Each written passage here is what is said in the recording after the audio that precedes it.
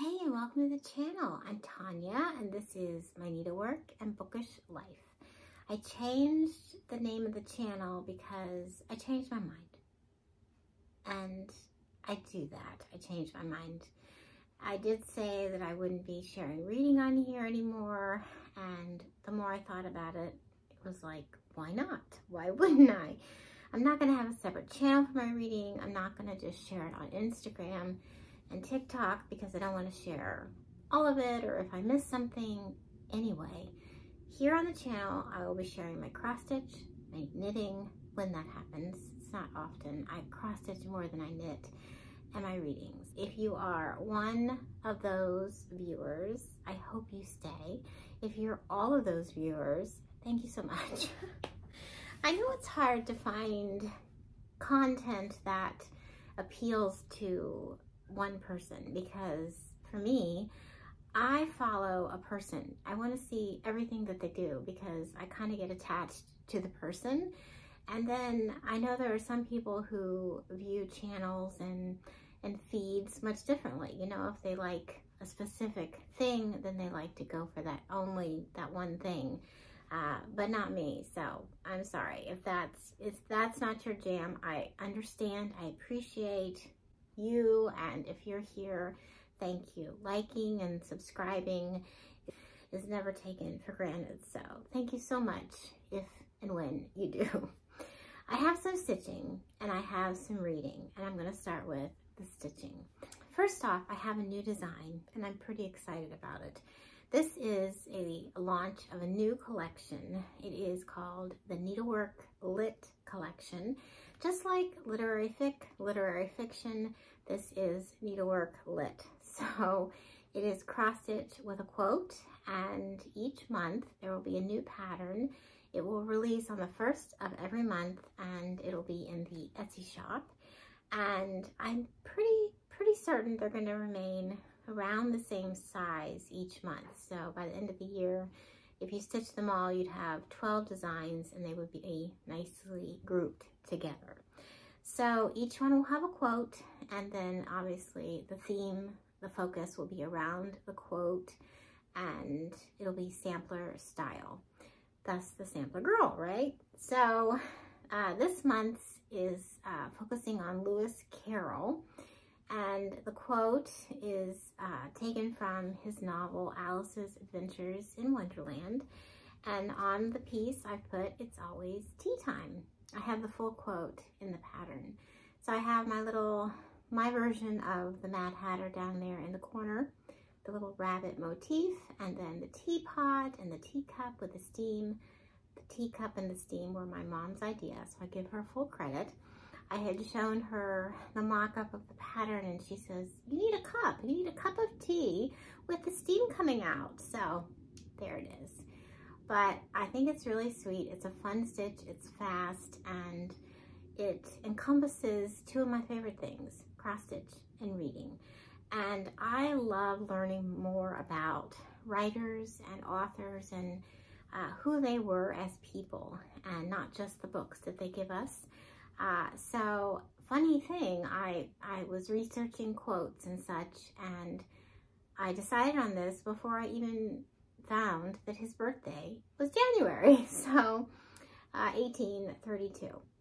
So I thought that was providential. So that is the first pattern. Again, that is in the Etsy shop.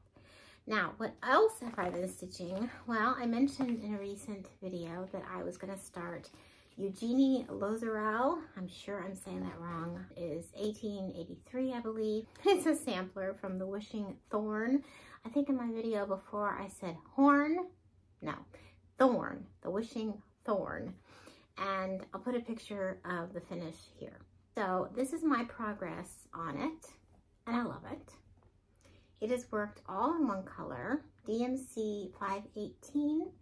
And she gives a few blue suggestions, but I went with this DMC that she recommended, and I love it.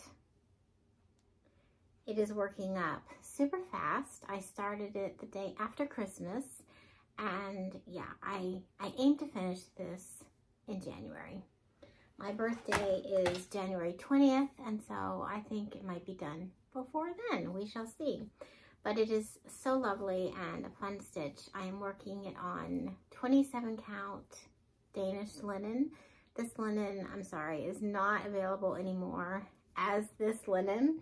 I think there is a Danish linen, but I don't think it is this great quality, and I don't think it's 27 count. I could be wrong, but if you can find it, have at it, because this Danish linen is just awesome linen to stitch on. You might be able to find some on eBay. I remember years ago I found some on eBay, but I have a very limited supply now left from when my mom had her needlework shop, and yeah, she sold Danish linen by the yard. So as far as reading, I finished a book.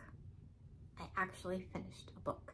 If you have been following my reading journey, oh, my son is home from the gym. I better quickly end this because he will be making all the noise. If you've been following my reading journey, you know that I love to read, and I read a lot of books every year. But last year, it was just very difficult to concentrate on a book because of the 2 deaths in my family. And it's just been a real struggle bus trying to finish and decide on a book. So when I heard about this one, it's an older book from Jane Smiley. I downloaded it from the library, and it's called The Age of Grief. And it's short stories, and it's not stories on grief per se. It's stories about characters and their past friendships or relationships, and how they changed through the years, and how they move together in relationships now. And it's beautifully done. There are only 4 stories in here. 2 were more favored by me than the other 2, but they were all very good. And I'm going to definitely check out her other books. She's actually a Pulitzer Prize writing author, I believe. And yeah, I don't know why I've never read Jane Smiley's books before. This one I think is from 2006 or 2007, and it's just a beautiful compilation of storytelling. And usually I'm not a short story person, reader. Usually I'm not a short story reader, but for some reason those just really grab me. And perhaps being short stories, you know, they just give you snippets of these people's lives and then move on to another story. So I guess it just hit the right way. So that is why I finished stitching and reading, and I will share news when I have it.